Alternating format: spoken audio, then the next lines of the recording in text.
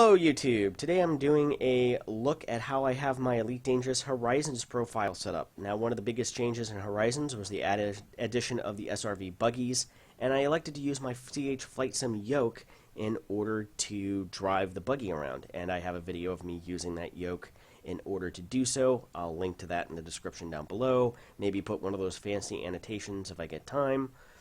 But we're going to look at my profile and how it changes from my Elite Dangerous profile a year ago. Of course, the big one being the fact that the Flight Sim Yoke is here. It's set up as device 3.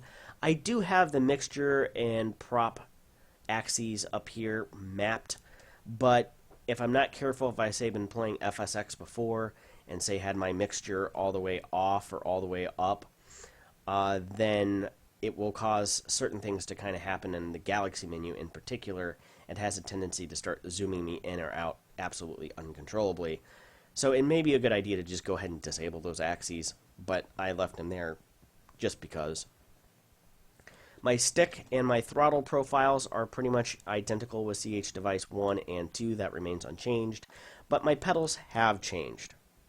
Now the toe brakes are device 2, axes V and U respectively, and I use this to control the acceleration and deacceleration of the SRV rover, much like you would use gas pedal and brake pedal in a modern car. Also gone is my CMS scripting. I have nothing here. However, there is a script floating out there, and I'll link to it in the description down below from Reddit, where somebody has come up with a script that will eliminate the jitter that some of the devices have, especially in the throttle with the mini stick and the throttle at max and minimum levels. It'll tend to fluctuate just a little bit, and some games can detect that. And what this script does is nullify that jitter without having to set up a dead zone and then lose precision and accuracy. You get rid of the jitter and maintain the same levels of precision and accuracy. It is quite a clever script. Again, I will link to it below. I should add it to my profiles. I just haven't yet.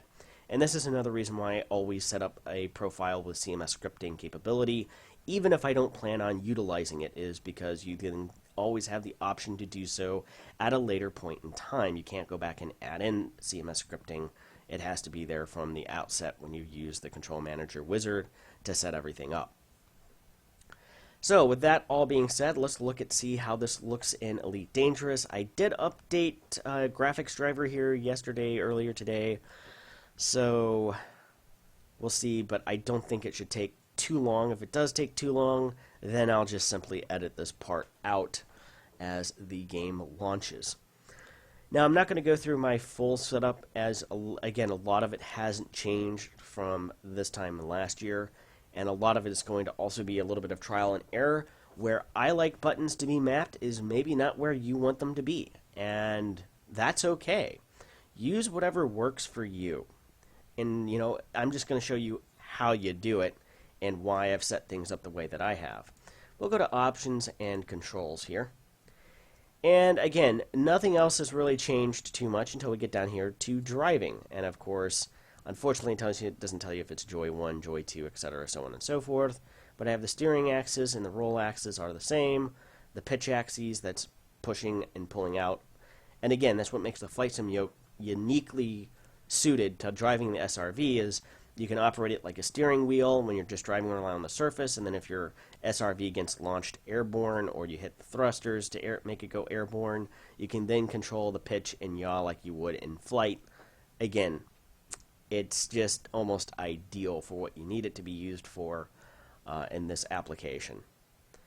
And then how I have my buttons and stuff set up. But the big one is going to be drive throttle. Now, you get two options. You have accelerate and decelerate axes. And the thing that I found is drive speed axes operates like a normal gas pedal. In order for your rover to go forward or backwards, and I have it set for basically forward only. I guess you could do full range, but I think that would be difficult. But this operates like a normal gas pedal. The further you push it down, the faster that you will go, and you have to hold it there, and then if you release on it, it sets it back to zero throttle. If you have accelerate axis, this acts more like cruise control, where you accelerate up and let's say you maintain 50% throttle, it will stay at 50% throttle until you basically decelerate, and I use that for the traditional brake axes. But I could see the argument that if you wanted to, you should set this up as a CMS button option for your brake axes that would then trigger the hand brake in order to stop you more like a traditional car if you wanted to go up for that type of setup. I find this works well enough for me, but deceleration axis does bring your speed down a little bit slower. It's not like hitting, say, the hand brake option, which is, I believe, somewhere here. Maybe. Handbrake, here we go. And hold versus toggle.